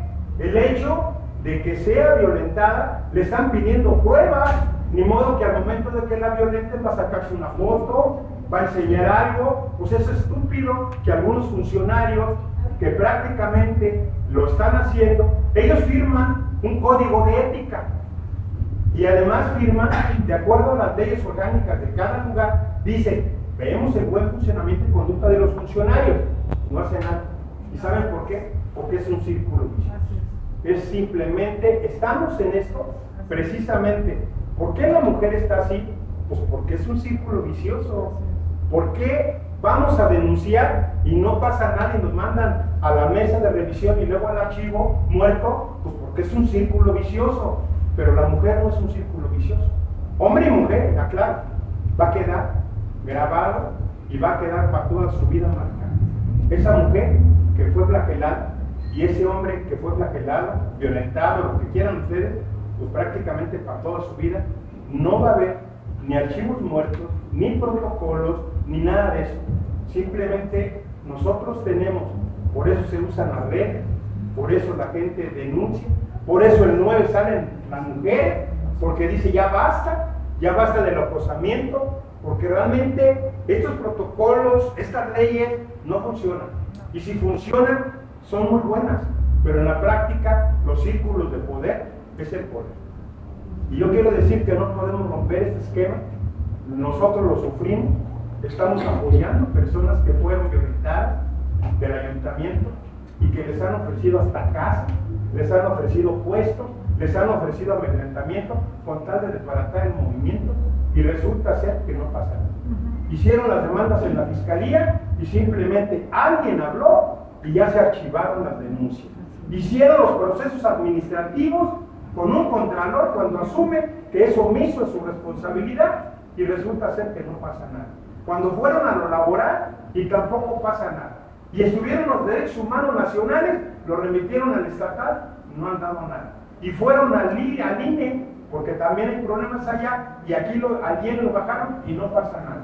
Tenemos otro asunto también. 300 personas acaban de ser violentadas en sus derechos económicos de una prestación. Metieron una denuncia, pero le dijeron, si ustedes denuncian, van a tener 3 meses de sanción y no les van a dar a ustedes lo que se les venía dando. Hasta los podemos correr. Entonces, viven en una situación de acoso, pero es un acoso global. ¿Por qué? Porque de nada sirve ley y leyes, y discúlpenme, yo sé que ustedes son licenciados y que obviamente no hicieron la ley, yo fui diputado, y quiero decirles una cosa, que más que nada hacemos leyes y leyes y podemos poner miles de parches a la Constitución. ¿Saben qué? La Constitución es perfecta, Los imperfectos son los que dan. ¿Sí? Y es una cuota de poder, es algo vicioso ya, que cualquiera que esté en el ayuntamiento y que sea dejado, cuidado, o te vas a la calle o después de víctima vas a ser victimario, te la van a golpear. Entonces, ¿cuál es la ley o quiénes son los que nos pueden a nosotros defender para que en estos casos podamos decir, hay una autoridad laboral, hay una autoridad de la fiscalía, hay una autoridad inclusive administrativa que nosotros podamos meter eso? Y ahí van hombres y mujeres, porque aquí es igual. Aquí al hombre también lo acosan. Aquí al hombre también le hacen precisamente cosas que en este asunto que estamos llevando hay hombres y mujeres. Hay hombres y mujeres. Y más sin en cambio la autoridad dice es falso. Y ya nada más con su palabra falso, ya desbarata todos los hechos que se tienen de pruebas. Por eso me gustó lo de la licenciada, me gusta lo de la licenciada también. Lo tuyo me gustó tu franqueza. O sea, sí, es tu franqueza, porque sabes que al final de cuentas es un círculo vicioso que no se hace nada. Me gusta lo de ella donde dice, con perspectiva de género, la persona que va a denunciar es porque le hicieron algo, no porque va a hacer nada más espectáculo. Llega a un lugar, a una fiscalía, no pruebas un acoso, oye, pues entonces violación es estupro, pero entonces en ese aspecto, pues ya hay pruebas. Pero si una mirada, un rozamiento, una palabra, un acoso, pues no tiene cara, es invisible, por eso lo tienen que hacer visible, y para eso va a ser una lucha grande. Y yo creo que aquí es importante principiar por lo que dice más que nada la compañera psicóloga, el aspecto de las conductas cognitivas, que son del pensamiento, de todos, porque lo machista se nos debe de quitar a todos, lo pegalón también. Entonces tenemos, y hombre y mujer, porque también hay mujeres que pegan a los hombres. Entonces también aquí tenemos que ser equitativos. Le agradecemos mucho. Pero ya por eso permite decir, adelante. yo le agradezco mucho, Sí, gracias. Humberto. Bien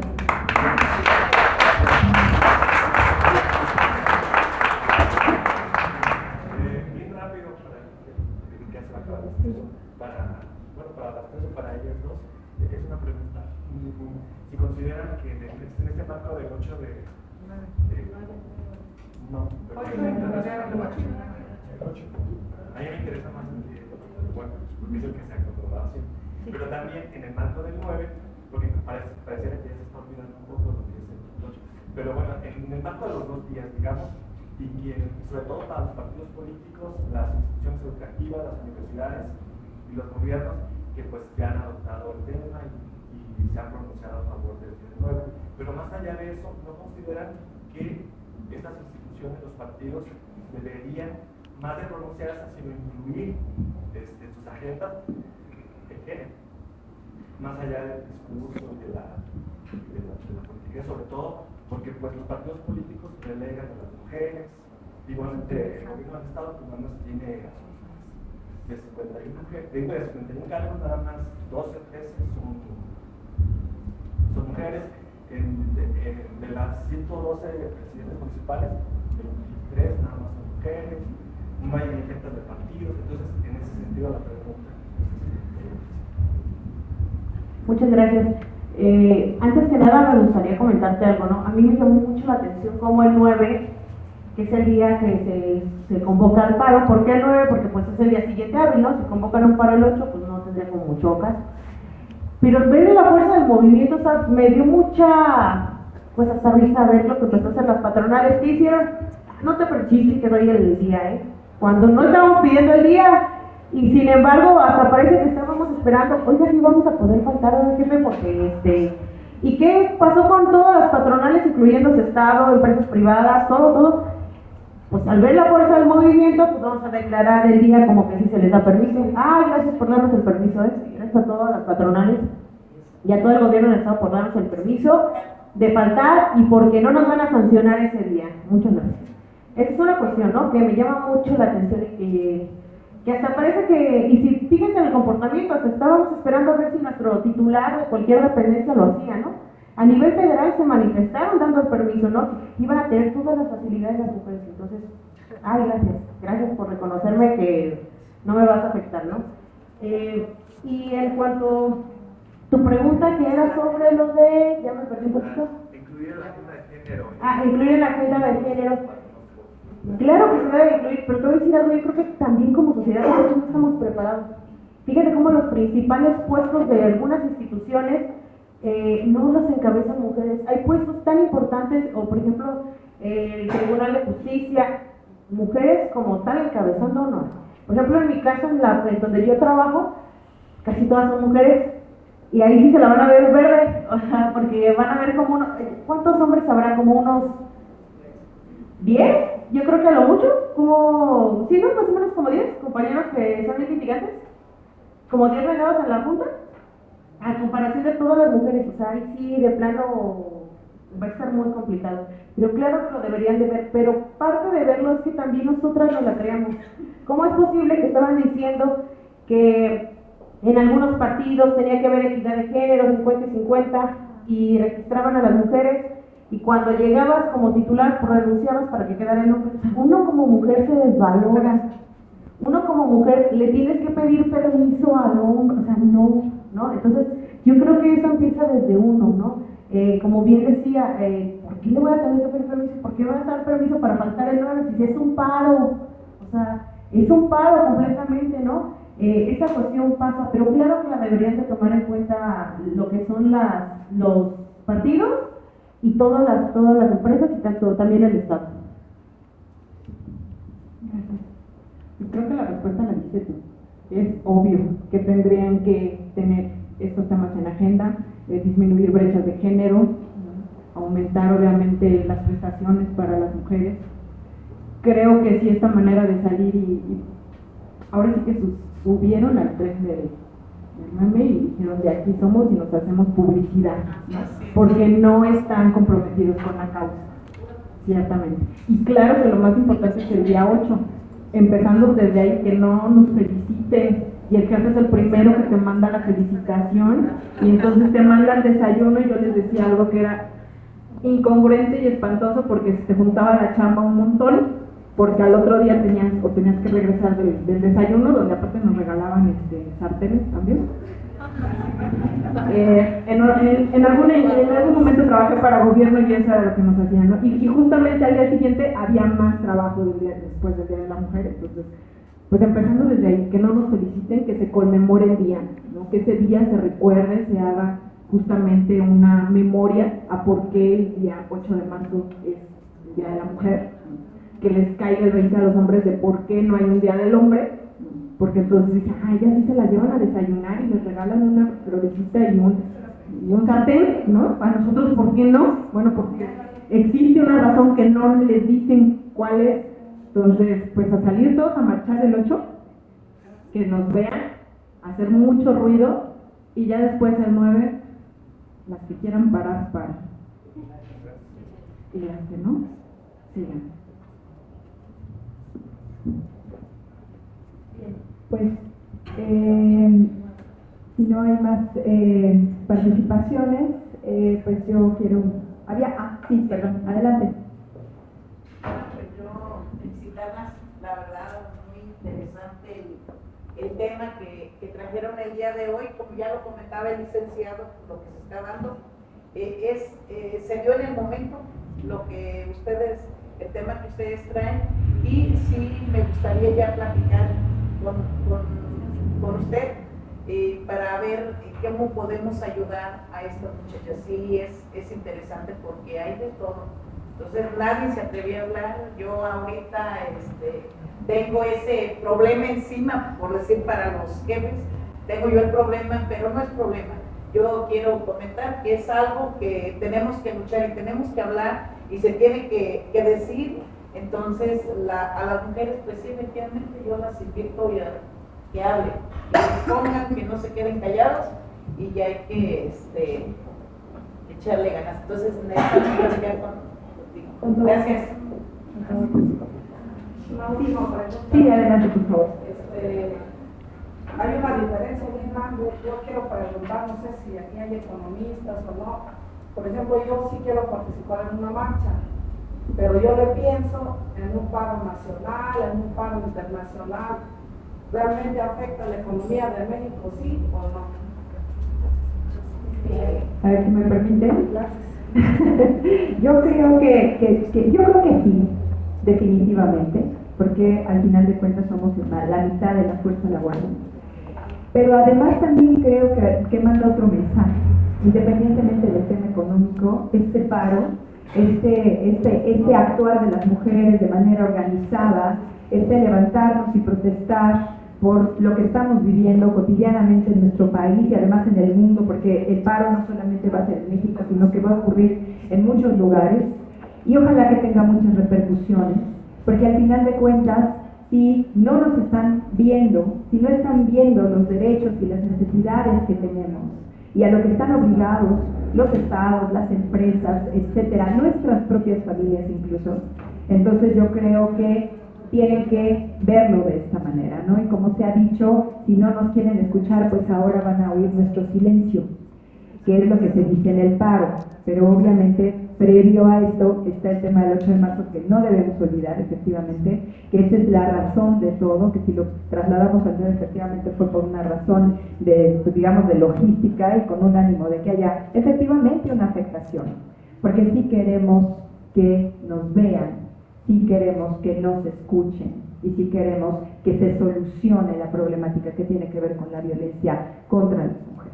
Entonces yo creo que sí, y pues hay que hacerlo, porque además estamos mandando otro mensaje, hablando de esto de creérnosla, de que nos la creamos. ¿Qué mejor mensaje podemos dar a las futuras generaciones? Que mujeres empoderadas, que no guardan silencio, que salen a manifestar su inconformidad. Yo creo que ese es un mensaje maravilloso que estamos dejando a la generación que sigue, que estamos actuando, que no estamos guardando silencio, que como se dice, se acabó la comodidad de nuestro silencio. Ahora nosotras vamos también a hablar. Y bueno, sabemos que esta es una situación compleja y que para muchas personas el escuchar la voz de las mujeres es algo complicado. Hace unos días, en un evento que tuvimos en Pátzcuaro, donde se formó la Unidad de Atención a la Violencia de Género, algunos jueces federales nos hicieron el favor de apoyar capacitando a la unidad justamente de policía. Y uno de los jueces comentaba en el grupo, ¿no? A los hombres se nos hace difícil que una mujer nos interpele de tú a tú, porque no estamos acostumbrados a eso. Tenemos que trabajar esa parte, tenemos que hacer un esfuerzo para reconocer a las mujeres como interlocutoras válidas, como interlocutoras valiosas. Y yo creo que eso es algo que también estamos dejando en este movimiento, en este trabajo, en el hecho de que estemos hablando de una problemática como el día de hoy, que nos afecta particularmente a las mujeres, sobre todo hablando del acoso y el hostigamiento sexual, que nos afecta además en todos los espacios en los que nos movemos, en la calle, en el trabajo, en la escuela, en las redes, en cualquier medio digital y también en nuestras propias familias. Entonces, qué mejor que estemos trabajando en ello, hablando también de este tema que tiene que ver con qué hacemos. Bueno, para empezar tenemos que entender de qué va el acoso y el hostigamiento sexual, no solamente lo que dice la normatividad, sino también cuáles son las causas, qué tiene que ver con esto, dónde está el tema de los roles y estereotipos de género que nos hacen actuar y tolerar también muchas veces situaciones como esta. A mí me gustaría comentar también que la Suprema Corte de Justicia de la Nación ha establecido que el hostigamiento sexual en alguna legislación de índole penal no se hace esta diferenciación de hostigamiento y acoso. Aquí en Michoacán sí, pero la Suprema Corte, hablando de hostigamiento sexual, refiere a ambos. Esta es una forma de violencia contra la mujer particularmente, pues se advierte que aun cuando puede no incluir ningún contacto físico, atenta contra la libertad, dignidad e integridad física y psicológica de las mujeres, al ser una expresión de abuso de poder que implica la supremacía masculina sobre estas, al denigrarlas y concebirlas como objetos. Entonces, esta es una sentencia de la Suprema Corte, y hablando de lo que tiene que ver con la violencia sexual, porque al final de cuentas, particularmente refiriéndonos al acoso y al hostigamiento sexual, estamos hablando de una forma de violencia sexual.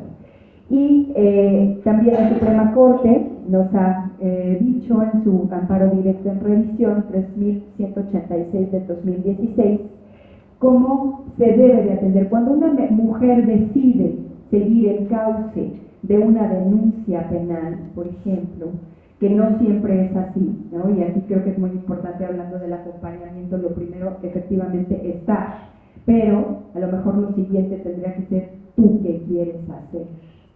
Y a lo mejor una persona, nos lo decían también hoy en la mañana, no estará en la disposición de ánimo, de fuerza emocional, todo lo que se necesita para hacer frente a un procedimiento. Y entonces querrá mejor, bueno, yo tal vez quiero salir por otra vía, ¿no? Tal vez yo quiero a lo mejor denunciar de manera formal, o también quiero poner mi denuncia en un tendedero, ¿no? Que también decíamos son perfectamente válidos. Y lo que dice la Suprema Corte en relación con el tema de la violencia sexual es que se debe de atender a la naturaleza de la violencia sexual, la cual por sus propias características requiere de medios de prueba distintos de otras conductas. Otorgar un valor preponderante a la información testimonial de la víctima dada la secrecía en que regularmente ocurren estas agresiones, lo que, como decían, limita la existencia de pruebas gráficas o documentales. Evaluar también razonablemente las inconsistencias del relato de la víctima de conformidad con la naturaleza traumática de los hechos. Tomar en cuenta los elementos subjetivos de la víctima, edad, condición social, grado académico, pertenencia a un grupo históricamente desaventajado, y utilizar adecuadamente las pruebas circunstanciales, las presunciones y los indicios para extraer conclusiones consistentes en los hechos. Entonces, esto es lo que nos dice la Suprema Corte de Justicia de la Nación en relación con este tema. Y bueno, hablando de por qué es necesario que estemos hablando de estos temas, por qué es necesario que los pongamos sobre la mesa. Efectivamente hay mucha inquietud en relación con ello y también muchas ideas diversas, ¿no? Y a lo mejor hasta interpretaciones equivocadas. Pero es importante reconocer que a veces es difícil identificar el hostigamiento y el acoso sexual o inclusive el laboral, primero porque estamos en un ámbito donde acostumbramos la violencia, donde la naturalizamos, donde la vivimos cotidianamente. Entonces, bueno, pues quienes sufrimos hostigamiento y acoso sexual desconocemos a veces la ley y los derechos que tienen las víctimas o que tenemos las víctimas. También se desconoce que aunque sucedan en lugares y horarios distintos, por ejemplo al centro de trabajo, sigue existiendo esa relación laboral. Es decir, si no pasa en la oficina, si pasa fuera de la oficina, en horas fuera de oficina, la relación sigue existiendo, la persona sigue siendo mi patrón o mi jefe y yo sigo siendo subordinada. Entonces, esa relación continúa afuera. También el tema de la naturalización de esa violencia, cuando confundimos con bromas, con un lenguaje de doble sentido, cuando existen también varios mitos que ocultan y justifican la violencia contra las mujeres. Y cuando se teme también ser acusado de haberlo provocado, ¿no? Otra cuestión, muy rápidamente también, hemos hablado mucho de lo que significa la perspectiva de género, pero la perspectiva de género no quiere decir que solamente estemos pensando en las mujeres. Cuando hablamos de perspectiva de género, estamos hablando de hacer un análisis donde deconstruyamos un poco, donde cuestionemos el concepto de lo normal, donde analicemos los estereotipos y los mitos, donde nos pongamos a reflexionar previo a asumir cosas que pensamos que son naturales, porque la perspectiva de género también devela esas creaciones culturales que presentan la desigualdad entre las personas como algo natural. Es que así es que como las mujeres son más calladitas o más silenciosas o a ellas les gusta más trabajar acá, o es que como los hombres somos más fuertes, etcétera, ¿no? Entonces todo eso que implica desigualdad entre las personas no es natural, es una circunstancia que se construye culturalmente. También la perspectiva de género nos ayuda a analizar las construcciones culturales del sistema sexogénero. todo eso que tiene que ver con esto que se construye a partir de si naces niño o niña, y que tiene que ver con el rosa y el azul y todo lo demás que sigue después. También aborda los condicionamientos al comportamiento y la forma de pensar de las personas, incluidas las personas que están de este lado del escritorio, porque también las personas que atienden, que tienen que ver con la atención al público, que hacen estos acompañamientos a veces, también están atravesados por estas ideas y naturalmente pues las van a transmitir en su actuar cotidiano, por lo que siempre tenemos que estar atentos, alertas, para reflexionar al respecto de esto, sobre todo cuando se presenta alguna persona que se encuentra como parte de estos grupos históricamente desaventajados, porque la violencia y la desigualdad y la discriminación obviamente va a ser mucho mayor cuando estamos frente a un grupo históricamente desaventajado. Entonces eso también hay que tenerlo en cuenta. Y bueno, pues yo quiero agradecer la presencia de todas y todos ustedes, por supuesto, a nuestros panelistas, muchísimas gracias por estar aquí. Y bueno, pues me voy a permitir hacerles entrega de un reconocimiento por parte de la Casa de la Cultura Jurídica. Por supuesto, muchísimas gracias también a la Red Nacional de Mujeres por la Red Mexicana, Unión Mexicana de Mujeres, perdón, y por la posibilidad pues de también estar en este espacio y que bueno que podamos hacer esta combinación de esfuerzos para llegar a actividades y eventos. Entonces me permito hacer entrega, si nos ponemos de pie, a la maestra Arauzi Siloé López Huéramo Martínez. Muchísimas gracias.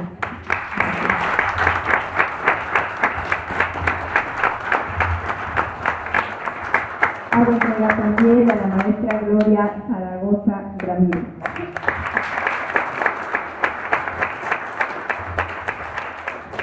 Y por supuesto también a la maestra Ana Sherezada Escobar Gómez.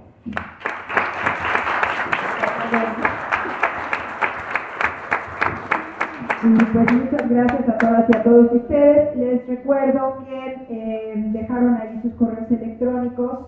Eso nos va a permitir registrarlos en la plataforma de la Suprema Corte de Justicia de la Nación y después eso también les permitirá, ya nos echan un gritito, conseguir bajar de la plataforma su constancia de asistencia a este evento. Entonces igual, sí, poniendo nada más por favor ahí su correo electrónico con toda claridad para que después puedan llamar y les indiquen cuál es la forma de obtener esta constancia. Muchas gracias, muy buena noche.